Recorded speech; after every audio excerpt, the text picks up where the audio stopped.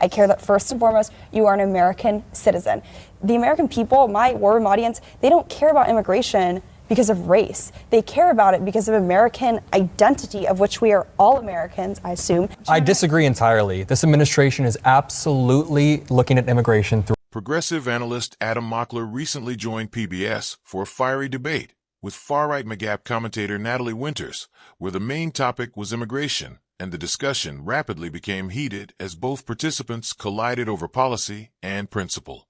And now we will examine key exchanges from this clash between Natalie Winters and Adam Mockler, because there's plenty to unpack, and I likewise have several meaningful insights to share throughout the way. So let's jump straight into it together right here today now. In November, President Trump had a really public falling out with Marjorie Taylor Greene, who criticized President Trump over his handling of the Epstein files, foreign interventions, failing to extend the Affordable Care Act subsidies. And ultimately, she said, you know, I am America first, not MAGA. She feels, perhaps like you do or not, she feels that the Trump administration has abandoned some of its America first policies. Is she right? I think it's too soon to tell. And I think that to answer that question definitively now is to imply that politics is stagnant and it can't be in flux. Like, there are issues where... But is she onto something? I mean, it does sound like you agree that and for people who watch War Room, but I think where people maybe misunderstand and where maybe I would humbly and respectfully push back with what Marjorie Taylor Greene is saying is that I think to just capitulate and say it's over is to give up, when the Trump administration has shown that they are receptive to the sort of grassroots, their base, calling them out. And I think that people who just want to throw in the towel, that's not the American fighting spirit. I don't think that that's what composes the people who make up the War Room audience. They're willing to make phone calls. They're willing to get involved. I think when you say you're putting America first, what I'm actually hearing is you're trying to pull the Republican Party in a more radical direction. Putting America first is allowing... You can call it radical. She would call it populist. Well, populist, but not populist. I care about borders. Well, the majority of Americans think that legal immigration is something that is okay because it benefits the United States. Republicans view immigrants in a fundamentally different way than they view everybody else. You guys view immigrants as net drains on the society, but that is not borne out.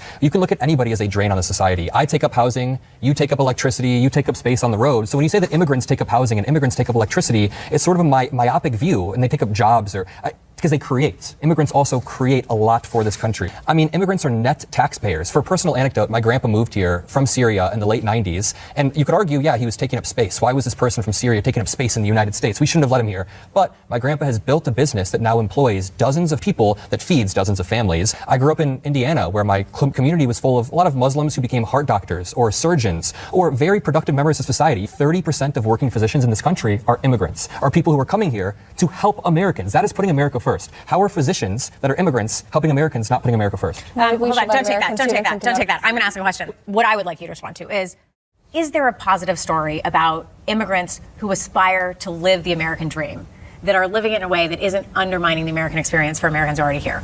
Is that, I mean, do you subscribe to that notion in any way? Or do you reject it?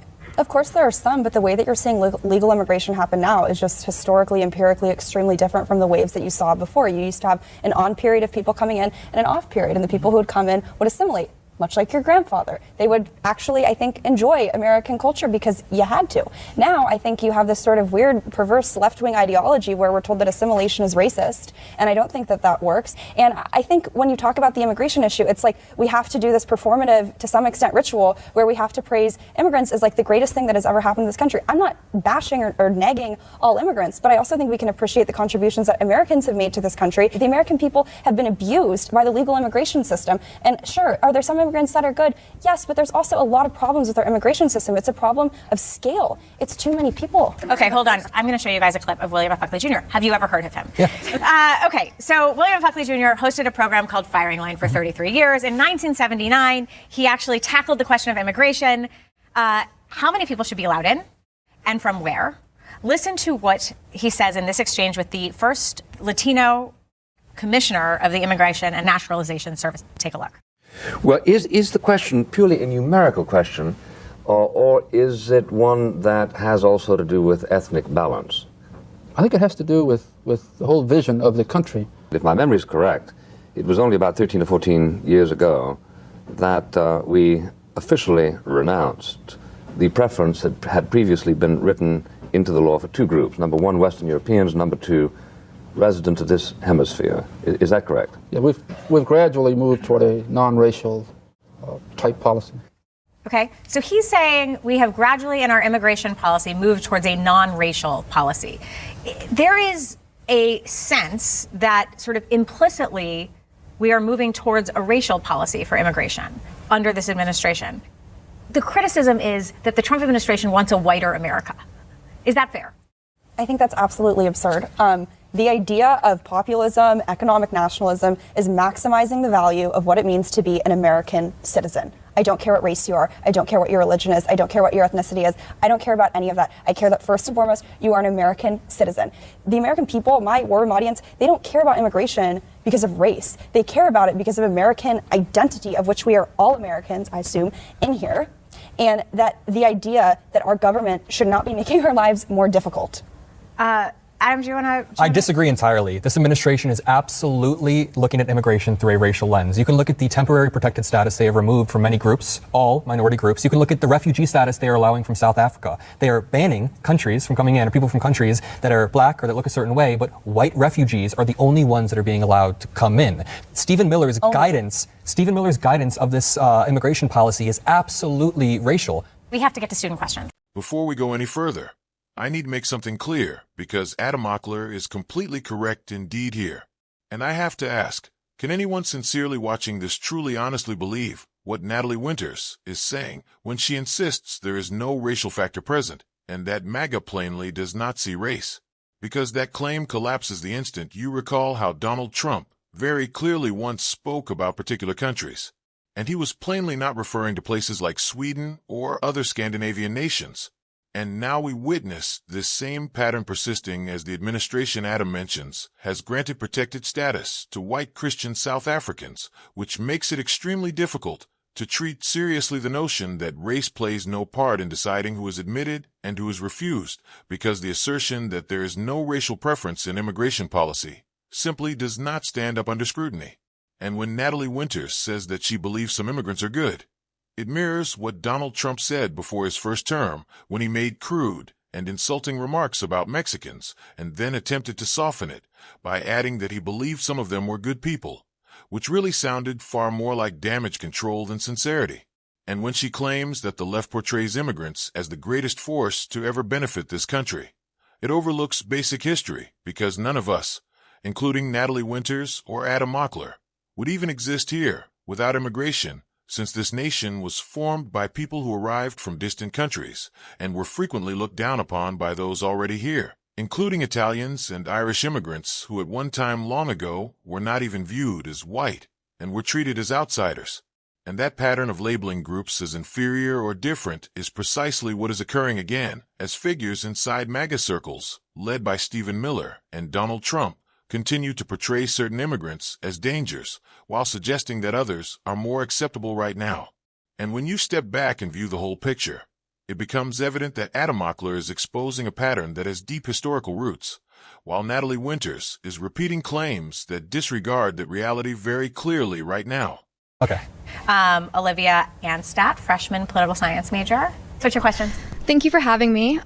So I think we can all agree that social media is inherently biased towards extremists and very controversial people, seeing as their content invokes emotion and therefore they attract a much larger audience. And that being said, how do we now as a society recenter our popular media around truth, diversity, and good intent in this age that is so fueled by bias and prejudice? That's a really good question. Take it.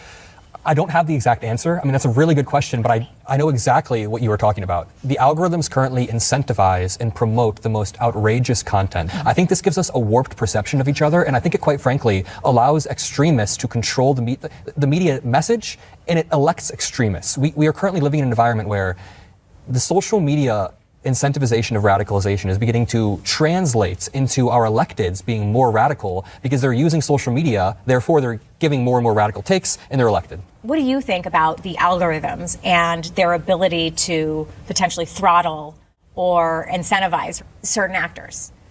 Well, I think you got to differentiate it between Elon purchasing Twitter and post. Definitely. And I think that a lot of this stuff started in 2017 after President Trump won, where you saw a lot of the elites Republican and Democrat, it's no secret that the Republican establishment did not want him to win, I think start to be very fearful of free speech on the internet. And after that, that was the advent of what we call the censorship industrial complex, where you saw the propping up, I mean, almost overnight, of this whole entire grant-making industry to universities, to NGOs, to the sort of idea of media literacy, where they were funding studies not just to censor misinformation, but these very radical ideas of pre-bunking and debunking misinformation around topics that we all in this room would not agree on are actually misinformation.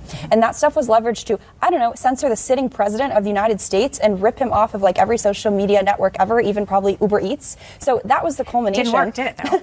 Well, but this is the point, because the censorship is not actually of falsehoods. It's censorship of ideas that threaten the power of the current ruling elite, the regime. Whether or not they think their ideas are true or not, it doesn't matter. They use censorship as a tool of political. I want to stop right here, because what Natalie Winters is saying feels completely detached from reality as MAGA continues pushing this storyline that Donald Trump is some defiant outsider challenging the system, when in truth, he is the system, since he holds the office of President of the United States and arguably the most powerful political figure on earth, while Republicans control Congress, which makes the claim that he is opposing the ruling elite nearly impossible because he is the ruling elite now. And when she mentions censorship, it ignores the fact that Donald Trump speaks constantly and dominates headlines every day, despite the reality that he spreads false claims and promotes conspiracy theories on a regular basis, including bizarre statements like asserting that certain groups of American citizens were eating cats and dogs, which is a blatant lie. And in any previous era, that kind of remark would have immediately ended a presidential campaign. Yet with Trump, there have been countless statements just as extreme or even more shocking that never halted his ascent forward. So when there is criticism or fact-checking that is not censorship, but simply a response to misinformation, and still Natalie Winters and many within MAGA circles keep portraying it as if Trump is being silenced, even though few figures in modern history have gained more media coverage, more recorded speeches, and more constant attention than he has, which makes the claim that his message is somehow suppressed seem disconnected from reality today. And this brings us to the wider debate about disinformation and immigration, because Adam Mockler argues that there must be accountability for false claims, while Natalie Winters defends the narrative of political silencing loudly. So I want to hear your thoughts. Do you agree with Adam Mockler, or do you side with Natalie Winters on these issues? And what is your opinion on how misinformation and immigration are being handled? Let me know your thoughts in the comments.